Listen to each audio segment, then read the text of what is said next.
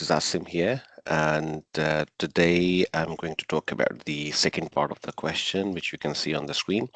This is question 6, and as you know that in the previous video we have completed question 1 now, and I have left the analysis for you guys to carry out by yourself.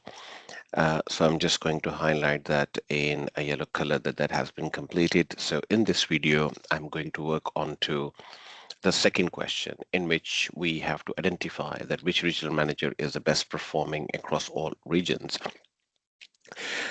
Just before we do this question, I just wanted to highlight few important facts of this part of the question is that in this part, the aim is to identify the best performing regional manager across all regions. So this is done by creating a pivot table that would summarize total revenue by regional manager and region. And revenue is then analyzed both in absolute terms and as a percentage of the overall total to allow fair comparison. So by sorting total revenue from highest to lowest, the top performing manager is identified. So to strengthen the analysis, performance is also assessed across multiple regions rather than relying on a single strong region. Where available, profitability is included to ensure performance is evaluated beyond revenue alone. So overall, the best performing regional manager is the one who demonstrates high revenue generation, consistent regional performance, and strong profitability. So what we are going to do now is that if you look at that screen now, we have the orders. Just make sure that just like all other videos, I just wanted to make sure that I have changed the data for the anonymity purposes. So it is your own work. So your results, when you perform the actions, so the execute the commands and things. So you might get a different results to mine one. So just keep that in mind. Okay. Right. So first of all, what we're going to do is that we open up the orders file in here, which is the dataset 2025. And then we have to identify that which columns we are going to work with. So for this question, we have to identify a couple of columns in here. For instance, we will probably be working with the sales revenue. So I'm just going to highlight that in a blue color. And then we're going to work on to the quantity sold as well. And then we probably be working with year sales, because these are the three columns which we would need to have to identify to solve the question.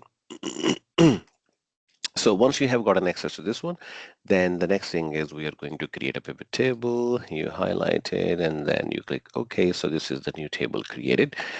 So that is the first step, which you need to do that now.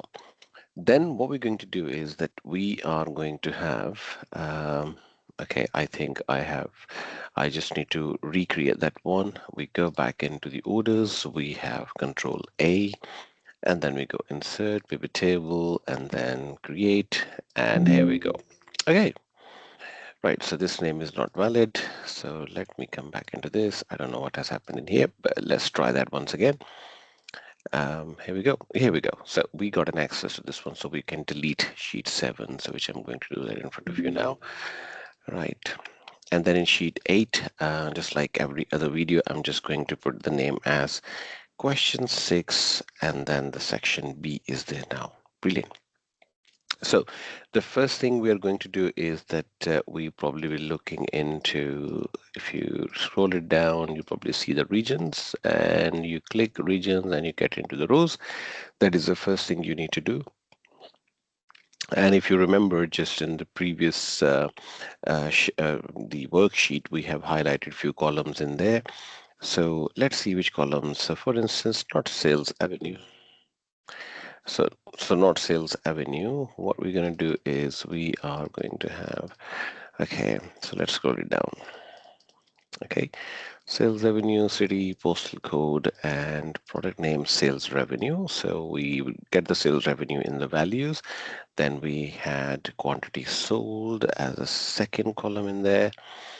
And then there was a third one, which we had year sales. So again, these three options, these three columns are going in values. and the regions will go into the first one in there. So once you have that one in here, you can actually identify that which one is having a best performing in terms of the whether it's a central region or is the east or south or the west. So for instance, what I'm going to do now is I'm just going to have this as for instance, I would just say best and then least performing. So you can have your own names the way you wanted to have it. And then you can have this, for instance, the first one is a sales. I'm just comparing the name of sales with the name of this column, which is on the top. You can see it's a sum of sales revenue. So I'm just putting the sales in here, but you can have best sales, excellent sales, whatever you feel like. And then you're going to have annual sales, for instance, okay. Or you can have this as the revenue, just to split that. And then we have, let's say, quantity sold. So now it is very easy for you guys to identify that out of these values, which value is the highest one.